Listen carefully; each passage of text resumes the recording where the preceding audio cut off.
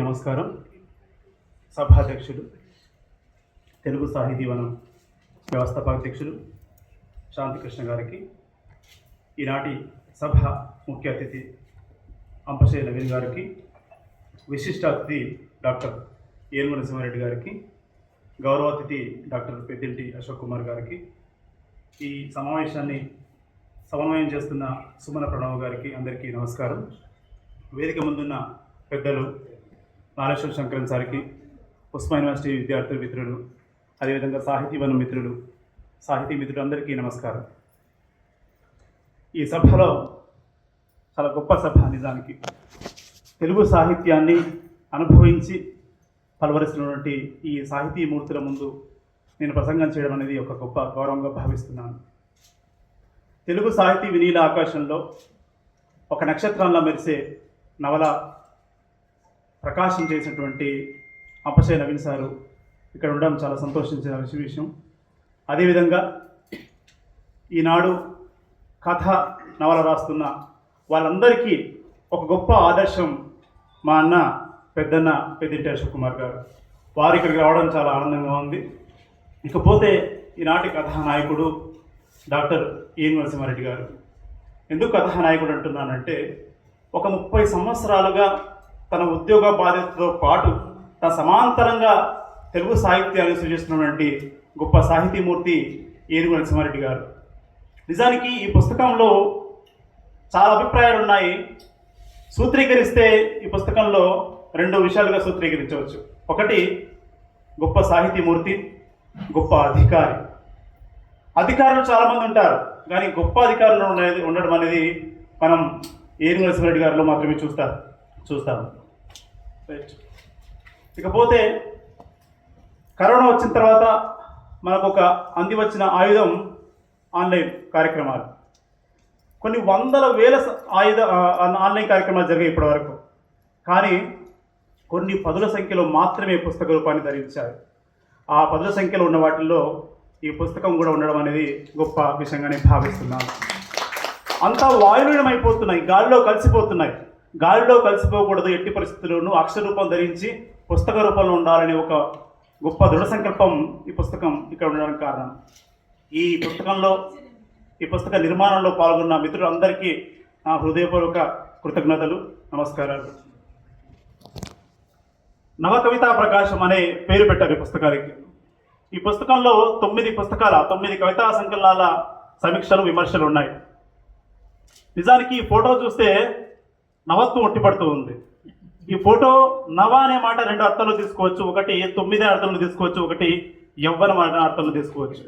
ఈ ఫోటో మా నరసింహారెడ్డి సారు నవయవనంతో తొలికిసలాడుతూ ఉన్నారు. ఎందుకంటే ఆయన కవిత్వం కూడా నవయవనంతో ఉంటుంది. ఏ కవిత్వం తీసుకున్నా, ఏ కవితా సంపుటి తీసుకున్నా కూడా చాలా కొత్తగా కనిపిస్తూ ఉంటుంది. కొత్త ప్రతిపాదన చేస్తూ ఉంటారు కవిత్వంలో కూడా. అంటే కవిత్వంలా ఉండడం ఓకే, కానీ కవిత్వంలో జీవితం చెప్పడం అనేది నరసింహారెడ్డి సార్కి ఉన్నటువంటి ఒక గొప్ప అవకాశంగా నేను భావిస్తున్నాను, గొప్ప విషయం. నిజానికి వారు ఇప్పటివరకు చాలా పుస్తకాలు రాశారు. వాటిలో సమాంతర స్వప్నం, నేనే, కొత్త పలక, మూలమలుపు, నీడల దృశ్యం, పూల వాన అనే వచన కవితా సంపుటాలు, మట్టిపాట, 7 కోరల బాయి అనే శతకాలు, తెలంగాణ రూబాయిలు అనే పుస్తకం. ఇవన్నీ కూడా తెలంగాణ సమాజాన్ని, తెలుగు సమాజాన్ని నిద్ర లేపడం కోసం మాత్రమే రాసిన పుస్తకాలు. ఇవన్నీ కూడా ఏదో ఉపుసుపోక రాసిన పుస్తకాలు ఏవి కావు. మీరు ఏ కవిత తీసుకున్నా కూడా దాంట్లో ఒక జీవన సత్యం తొలికిసలాడుతూ ఉంటుంది. అటువంటి జీవన సత్యాలను మూటగట్టి మనకు అందిస్తున్నటువంటి పుస్తకాల సంకలనమే ఈ వ్యాస సంకలనం. ఈ పుస్తక ప్రత్యేకత ఏంటి? చాలా సాహిత్యం రాస్తుంటారు, విమర్శ రాస్తుంటారు. చాలామంది ఎంపిక కూడా, వీరు చాలా సాహితీవనం వాళ్ళ ఎంపిక కూడా చాలా భిన్నంగా ఉంది. కేవలం సాహితీవేత్తలు మాత్రమే ఈ పుస్తకాలు సమీక్షించడం కోసం పిలవలేదు. భిన్న రంగాలకు సంబంధించిన వారు ఉండడం ఈ పుస్తకం యొక్క వైవిధ్యత. ఇక్కడ రాసుకున్నారు, ఏనుగు నరసింహారెడ్డి గారి కవిత్వ వైవిధ్యం అన్నారు. ఈ వైవిధ్యం పలికించడానికి వైవిధ్యమైన వ్యక్తులు ఉండాలి కదా అని ఆలోచించి దీంట్లో ఉపాధ్యాయ రంగం నుంచి కొంతమందిని తీసుకున్నారు. బీసీ వెల్ఫేర్ ఏపీఎస్ ఇక్కడ ఉన్నారు మేడం, వారు కూడా సాహిత్య విమర్శ చేశారు. జర్నలిస్ట్ ఉన్నారు, సత్యాజీ గారు సీనియర్ జర్నలిస్ట్ ఇక్కడ ఉన్నారు. తర్వాత వీటికి భిన్నంగా వీటికి భిన్నంగా కస్టమ్స్ ఎక్సైజ్ ఆఫీసర్ కూడా ఉండడం కూడా చాలా గొప్ప విషయంగా నేను భావిస్తున్నాను. అంటే భిన్న రంగాల నుంచి ఉండడం వల్ల వాళ్ళ ప్రొఫెషనలిజం అనేది, అంటే ఉద్యోగ ధర్మం, ఉద్యోగ బాధ్యత, ఉద్యోగ సంబంధించిన విశేషాలన్నీ కూడా తమ సాహిత్య విమర్శలు వ్యక్తమయ్యాయి. నేను పుస్తకం చదివినప్పుడు అర్థమైంది నాకు. అట్లా రకంగా చూసినప్పుడు కూడా ఈ కవిత్వం వైవిధ్యమైంది, ఈ వ్యాసాలు చాలా వైవిధ్యంతో కూడుకున్నటువంటివి. ఈ పుస్తకం చివరిలో కొన్ని కవితలు వేశారు సార్ను పుట్టినరోజు సందర్భంగా అభినందిస్తూ. దీంట్లో ప్రేమ సీతయ్య అనే ఒక పేరుంది. ప్రేమ సీతయ్య పేరు గురించి ఎందుకు ప్రస్తావిస్తున్నా అంటే, టెక్నికల్గా సాంకేతికంగా ఆ మేడం నాకు విద్యార్థి ఇప్పుడు ప్రస్తుతానికి. నేను మలేషియా విద్యార్థులకు కూడా డిప్లొమా కోర్స్ టీచ్ చేస్తుంటాను. ప్రేమ సీతయ్య గారి పేరు ఉండడం అనేది నాకు చాలా ఆనందం కలిగించింది సార్. మలేషియా నుంచి సార్ ఖండాంతరాలు వ్యాపించారు. సార్ అభిమానం, సారు పంచిన ప్రేమ, మానవీయత ఖండాంతరాలు వ్యాపించిన అమెరికా నుంచి కూడా ఉన్నారు నిజానికి. కాబట్టి ఒక వ్యక్తి స్థానికంగా ఒక చోట ప్రారంభమవుతాడు, విస్తృతం అవుతూ ఉంటాడు, విస్తృతం వారికి కూడా అప్పుడే కవిగా నిలదొక్కగలుగుతాడు అని చెప్పేసి చెప్తున్నాను నేను. ఇకపోతే ఈ పుస్తకానికి విలువైన ముందు మాటలు ఉన్నాయి.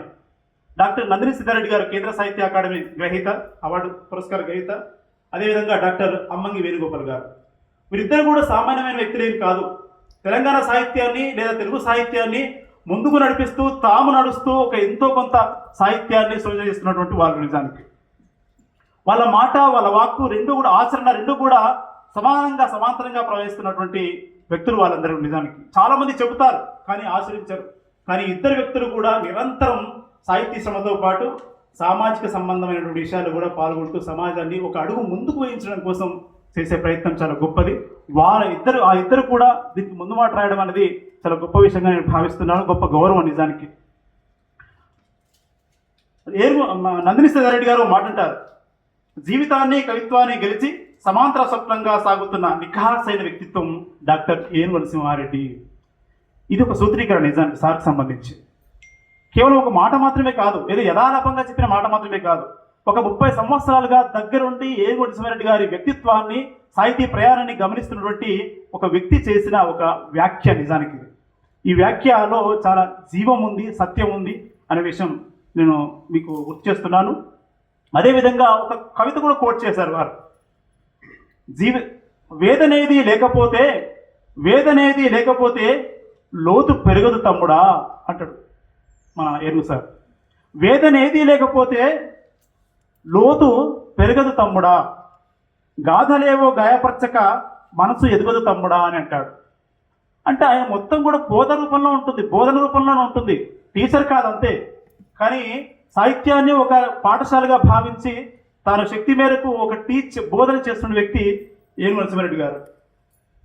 కల్లోనికుంట, హైదరాబాద్ నగరం, ఈ రెండు ప్రాంతాల మధ్య ఎంతో అంతరం, సాంస్కృతికంగా, సాంఘికంగా, అనేక రకాల ఆర్థికంగా చాలా ఈ అంతరాన్ని తొలగిస్తూ వచ్చి ఇక్కడ మన మధ్య కూర్చున్న వ్యక్తి ఏనుగు నరసింహారెడ్డి గారు. వారి రేడియో ప్రసంగం విన్నాను నేను గతంలో, 2 భాగాలుగా ఉంది. చాలా అద్భుతమైన రేడియో ప్రసంగం. జీవితాన్ని ఎట్లా ఆవిష్కరించాలో చెప్పడం కోసం వినాలనుకున్న వాళ్ళు, ఒక జీవితం నుంచి ఎట్లా ప్రేరణ పొందాలో తెలియజేసుకున్న వాళ్ళు తప్పకుండా వినాల్సిన ఆడియో రికార్డు. కల్లోనికుంట నుంచి, చిట్యాల నుంచి హైదరాబాద్ దాకా చేసిన ప్రయాణం విరహభరితమైంది నిజానికి. పూలపాండివి కాదు, అది ఒక నల్లేరు నడకలాంటి అనమాట. అటువంటి ఒక జీవితం నుంచి వచ్చిన వ్యక్తి ఈరోజు ఇంతమంది ముందు ఐఏఎస్ ఆఫీసర్గా ఎదిగి ఇక్కడ కూర్చున్నాడు అంటే, ఇక్కడున్న ముఖ్యంగా ఉస్మానియా విద్యార్థులు ఉన్నారు ఇక్కడ, ఒక ఆదర్శమూర్తి మనకు ఏనుగు నరసింహారెడ్డి గారు. కేవలం తాను అధికారి మాత్రమే కాదు, నేను మళ్ళీ చెప్తున్నాను, కేవలం అధికారి మాత్రమే కాదు, అధికారిలోకెల్లా భిన్నమైన అధికారి, మానవీయ హృదయ స్పందనలు కలిగిన అధికారి. సాహిత్యం చదివితే, అధికారులందరూ సాహిత్యం చదివితే మా ఏనుగు సార్ లాగా ఉంటారు. అందుకే సాహిత్యం ఏం చేస్తుంది మనుషులు అంటే మానవీయ స్పందన కలిగిన వ్యక్తులుగా తీర్చిదిద్దుతుంది. అందుకే మనందరం సాహిత్యం చదవాలి, మన పిల్లల్ని సాహిత్యం చదివేటట్టు చేస్తే బాగుంటుందని ఈ సందర్భంగా గుర్తు చేస్తున్నాను. అధికారి కదా, ఫైళ్ళతో కూడా మాట్లాడతాడు సార్. ఫైళ్ళు ఏమంటాయి? ఫైల్ అంటే కాగితాలు ఎంత మాత్రమో కాదు, ఎంత గొప్ప వ్యక్తీకరణ అది సార్. నేను నిలువెల్లా కరిగిపోయాను ఈ వాక్యం చూసిన తర్వాత. ఫైల్ అంటే కాగితాలు ఎంత మాత్రమో కాదు, ఆ తర్వాత ఏం వాక్యం ఉండాలి? ఫైల్ అంటే కాగితాలు ఎంత మాత్రమో కాదు, జోడించబడిన చేతులు. ఇది ఒక దృశ్యరూపం నిజానికి. ఈ దృశ్య రూపాన్ని అక్షరాల్లో బంధించడం అనేది కొంతమంది కవులకు మాత్రమే సాధ్యమవుతుంది.